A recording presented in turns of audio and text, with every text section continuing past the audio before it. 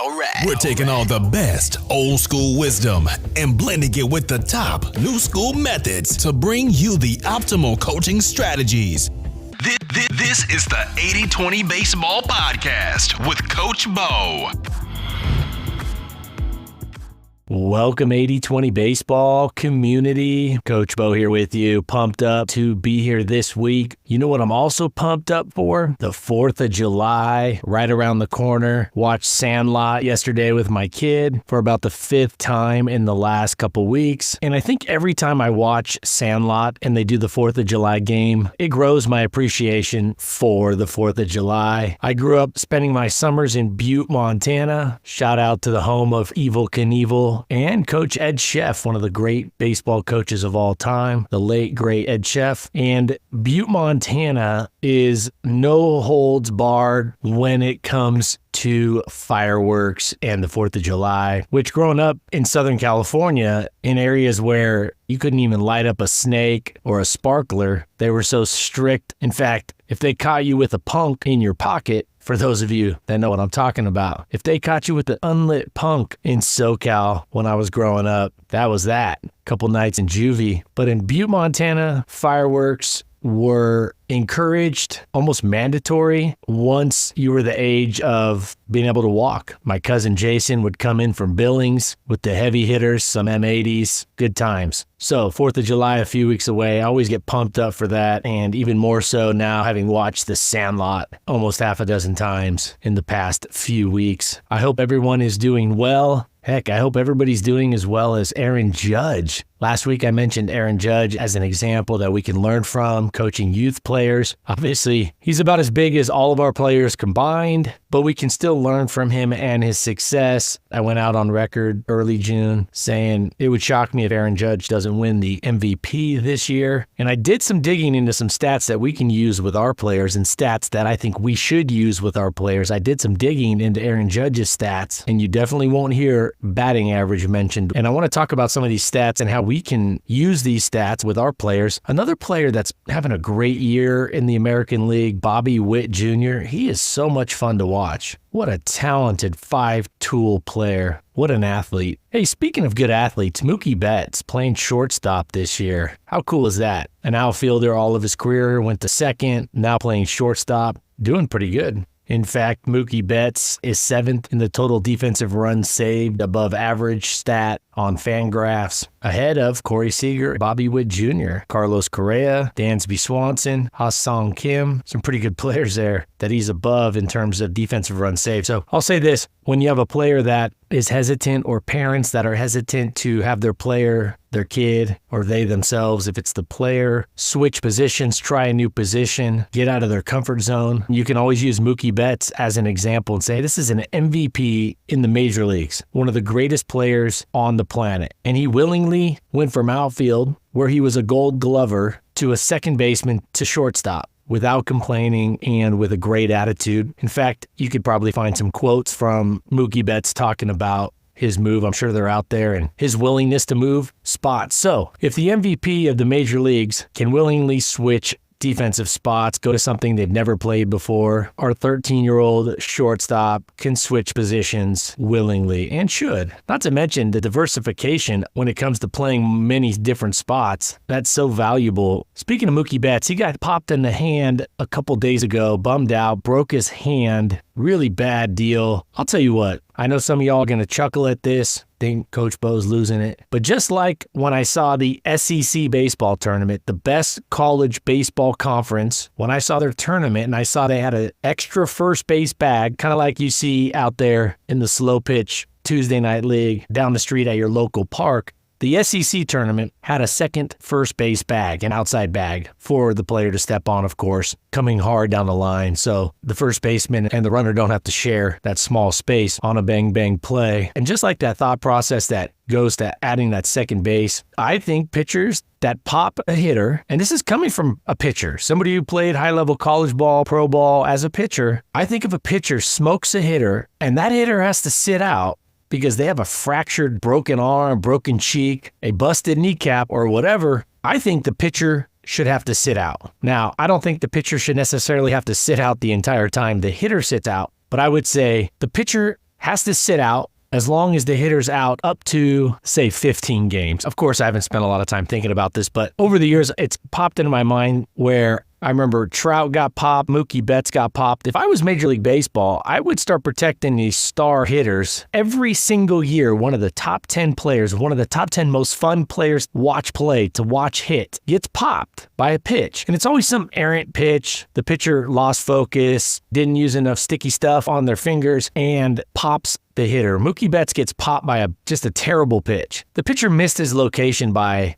4 feet. If I recall correctly, it's supposed to be a pitch outside. So anyways, it sucks because those are fun players to watch. It was really cool to see Mookie Betts move over, play a new position, show humility, be humble, set a good example for young players, and then he gets popped with some just terrible pitch. That pitcher should sit out. I'll tell you what, pitchers wouldn't be so freewheeling. I think pitchers would focus a little bit more knowing that, hey, I'm going to sit out for half a month or sit out for 30 days or what have you. If I pop this guy and bust his hand. I mean, the strike zone is like 450 square inches. As long as the hitter's not leaning over the strike zone, most aren't. You're probably going to get about 5 to 600 square inches of real estate to work with.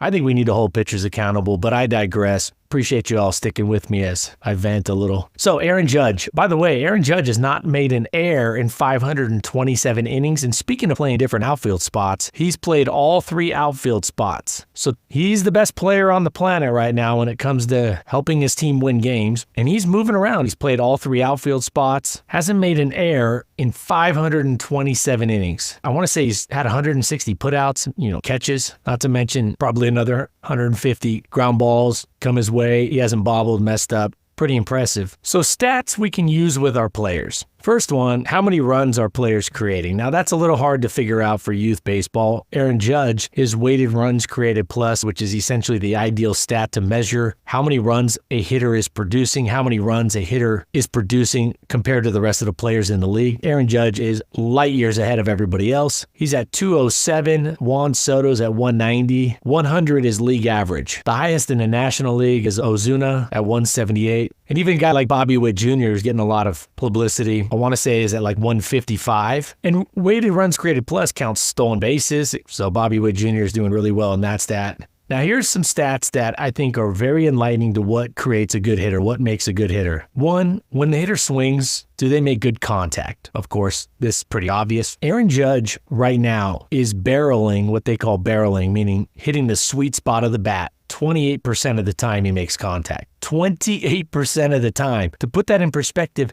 there's not another hitter in the league over 20%. In fact, he's over 8% higher than the second place hitter in the league, which is his teammate Juan Soto. 8%. Now, if you drop down from Juan Soto and you drop down 8% from the second place hitter, you're going down like 40 players. That is unbelievable. Aaron Judge is making great contact. So when you're working with your players, when they swing, how do we know they're swinging at good pitches? Well, tell you what, hitting a sweet spot more often is a great indication of them swinging at the right pitches, especially with less than 2 strikes, being on time, and getting a lot of reps swinging the bat in the cages, batting practice, off the tee, etc. Hard hit percentage. Aaron Judge, he has the highest hard hit percentage in the league, even higher than Shohei Ohtani, who's second place, and Shohei hits the ball hard when he hits it. So he creates the most runs on offense, Aaron Judge. Now, how does he do it? This is what's important for youth coaches to realize. We need to reverse engineer this. 1, he gets the sweet spot of the bat on the ball more often than anybody. He hits the ball hard, so he swings hard. He doesn't get cheated, especially with less than 2 strikes. Now, here's where he separates himself from the pack even more, and where our hitters can separate themselves from the pack. Aaron Judge is second in walk percentage. He's second in the league in walk percentage. So he leads the league in hitting the ball the hardest, and he's second out of all players, all positions. He's second in walk percentage. That is a great recipe for success. And he's only 0.1% from being number 1 in walk percentage. All right. How do we know our hitters are working the right process? How do we know our hitters are doing well? Because, batting average has huge flaws in it. Doesn't count walks. Values every hit the same. On base percentage, again, doesn't factor in slugging. Slugging doesn't factor in everything. So we really need to boil it down to these process-oriented, the hitting process, the hitting approach stats. Now, these stats are not stats that I looked up before I watched Aaron Judge a week and a half or so ago when he was playing against the Dodgers. They were on ESPN, Sunday night game of the week. They were the Apple Friday night game of the week. I saw those 5 or 6 at-bats, and I had no idea what his stats were at the time. And when I went digging the other day, it wasn't very surprising because you see the approach, the plan, the play. And I came on the podcast last week and I said, whoa, that approach combined with hitting the ball hard, swinging at the right pitches, taking the other pitches, I hadn't seen anything like that since Barry. So I went digging and lo and behold, Aaron Judge only swings at 18% of the pitches outside of the strike zone. 18%, one of the best in the league. He swings at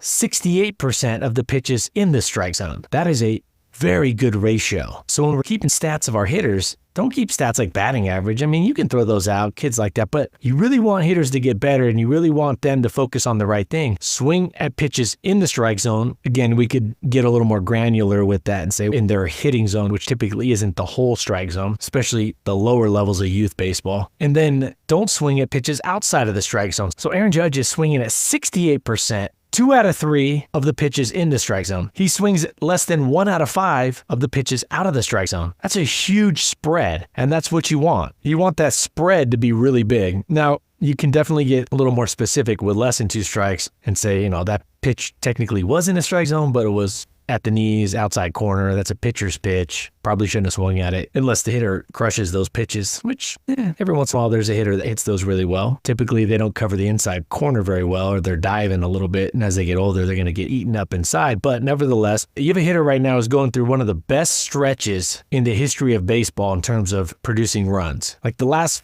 month and a half, last 45 games, when you go look at his run production, his offensive production, I saw a list of players on Fangraphs that basically was Babe Ruth, Ted Williams, Barry Bonds, Willie Mays. It was the who's who of the Hall of Fame, or at least should be in the Hall of Fame. And he is swinging at 42% of the pitches. He only swings at 42% of the pitches that he sees. Now, my point here is we should not tell hitters to go up and just be aggressive because they're going to swing at everything or they're going to swing at 80% of the pitches they see. Some of you have players like that you coach, your own kid that swings at 3 out of 4 pitches. If you look at the best hitters, even guys like Aaron Judge who can hit a lot larger variety of pitches successfully, can barrel up pitches coming through an area much bigger than any youth baseball player. Even he's only swinging at 42% of pitches. Just to give you an idea of what an elite hitter swings at, 42% of pitches. Now here's a stat. They actually have this on Baseball Savant. Meatball percentage. He's swinging at 81% of the pitches in the meatball area, basically middle of the zone in his hot zone. 81%. So he gets a meatball, he swings 81% of the time. He gets a pitch outside of the strike zone, he swings 18% of the time. That is a massive spread. Now, the guy who leads the league in meatball swing percentage is Corey Seager, and he was the World Series MVP. So we want the meatball, middle of the strike zone, middle of that hitting zone area. We want that percentage ideally to be as close to 100% as possible, except for those atypical times that we want to see a pitch. And I outlined that on the website, 8020baseball.com. Go to the article, hitting approach. And I bullet pointed out there's some times where we do want to see a pitch. I don't think it should be a default, go up there and just take a pitch, or the coach has a whim to take a pitch. There's actually a process to know when we want to take a pitch and when we don't want to take a pitch. Shouldn't be taking meatballs. So we want the meatball swing percentage to be as close to 100%. We want our strike zone swing percentage with 2 strikes to be as close to 100% as we can. And we want our chase percentage, the percentage of times our hitters swing at pitches outside of the strike zone, we want that to be as low as we can have. This goes along the lines of the strikeout to walk ratio for pitchers, which is a really good stat as long as they have a large enough sample size of innings. Always a strong correlation between, a successful ERA, successful pitching season, and strikeout to walk percentage. Not necessarily strikeout total, but the percentage. So a guy like Greg Maddux would have a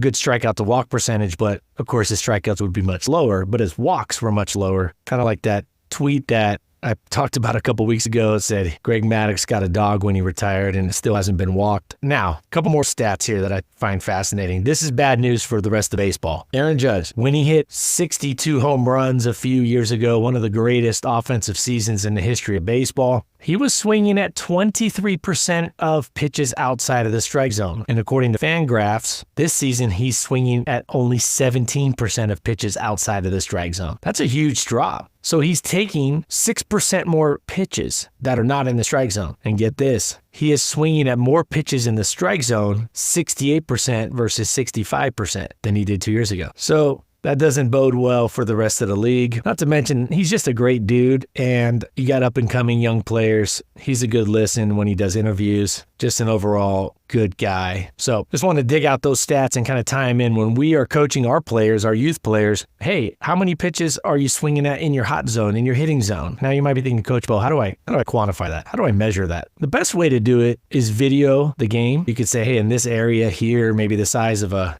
big beach ball, that's the hitting zone. Then you have your strike zone. And then are they swinging at pitches that are outside of the strike zone for that game, for that umpire, and how many are they taking? And then you could say, are they swinging hard with less than 2 strikes? Are they giving it a full swing, 100%, 90%? I always like 90% or better swing intensity, not 101% or higher. 90 to 100% swing intensity on any pitch less than 2 strikes that they swing at. And with 2 strikes, are they covering that strike zone, even if it means fouling it off? So look at those ratios, and that really is the cornerstone, the pillars underneath what makes a great and successful hitter. You want that spread as big as you can get. The strike zone swing percentage with the chase percentage. You want as big a spread as possible, and you want that meatball swing percentage at 100%. You have to train this up. You have to rep this. You have to coach this up. This is the one area I think that needs to be coached up early and often. Feedback needs to be given a lot on this. Keep it short. You could say something like, good swing decision. You could simply keep it short like that. Good swing decision. On the contrary, you could say, probably should have taken that. No, that's a take. You could just say, that's a take. Meaning, if they swung at it in batting practice and you thought they shouldn't have swung at it, you say,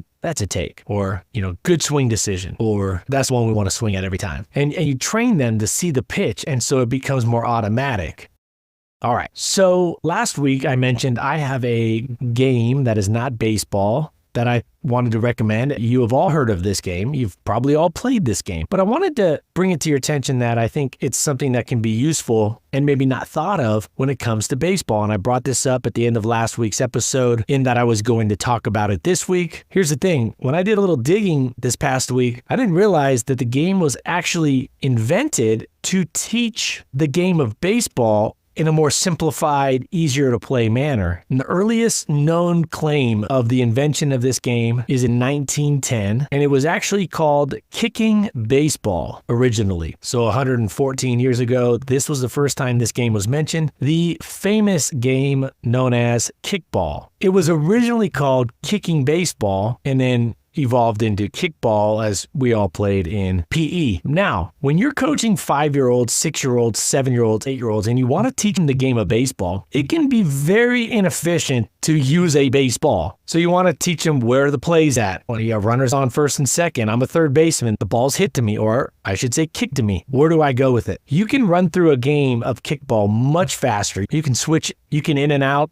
hitters to defense into kicking much faster. You don't need a helmet. You don't need a bat. It's much safer. You don't even need gloves. So the transition from hitting offense to defense can happen within 30 seconds. You don't need a pitcher to warm up. And this teaches some athleticism, of course, across the board, hand-eye coordination, catching the ball, running the bases. Of course, this is not baseball. We all know that. But for 5-year-olds and 6-year-olds and 7-year-olds and even 8-year-olds, playing kickball can be a fun addition to a practice. It can be a good way to safely and, more importantly, efficiently get a ton of reps in baseball-like situations. Typically, the runner gets to first base almost always, unless it's a pop-up or a fly ball. Typically, it's hard to get a ground ball out when you're throwing it all the way to first base. So you'll typically have runners on base, and this is good because this forces the defense to think of where the play could be. There's a lot of stuff here that teaches players how to play the game, like when to tag up, where the play should be made on defense. It's fun, it's safe, the kids know how to play it. It shouldn't take very long to set it up. You don't need any equipment, you don't need a bat,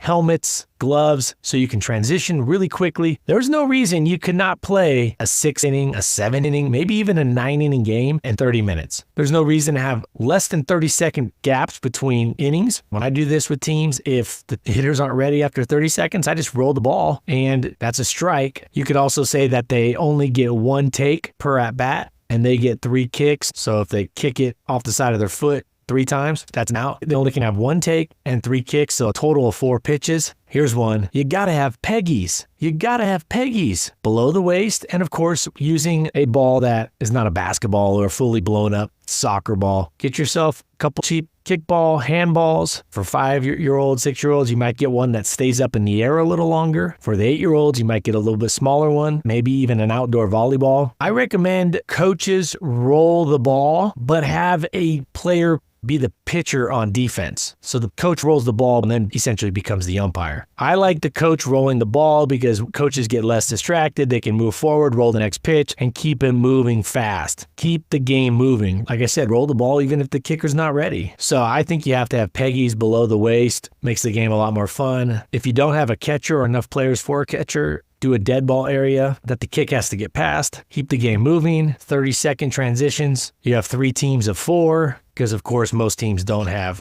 16 to 18 players at the youth level. So around 1920, PE teachers in the U.S. began using kickball to teach kids the fundamentals of baseball. It was played with a soccer ball, volleyball, on a baseball field. And it was very popular in World War II. In the 1940s with American soldiers, they were observed playing kickball regularly, and it gained a lot of popularity around the 70s in PE classes in the US. So kickball originated, from what they understand, the evidence shows that kickball originated from a dude in 1910, Dr. Emmett Dunn Angel, as an attempt to teach the game of baseball. In fact, it was originally called kick baseball. And over 100 years ago in PE classes, PE teachers started using it to teach the fundamentals of baseball. I didn't know that when I mentioned it last week. I didn't know this, but you can do your own digging and see that you'll probably come up with some of the same pieces of evidence that show the same thing that I'm seeing. So just a fun way to kind of teach the game, when to run, when to tag up, where the play should be made. You can do it fast, quick, safe, and I think it would be something that if you brought out once a month, would be a good idea. Now, when you get to junior high age, 12, 13, 14-year-olds, I don't think you need to get into the kickball as much. You got to play a lot of baseball. But when your players are 6 years old, it can be a nice hybrid activity to teach the game of baseball safely and efficiently.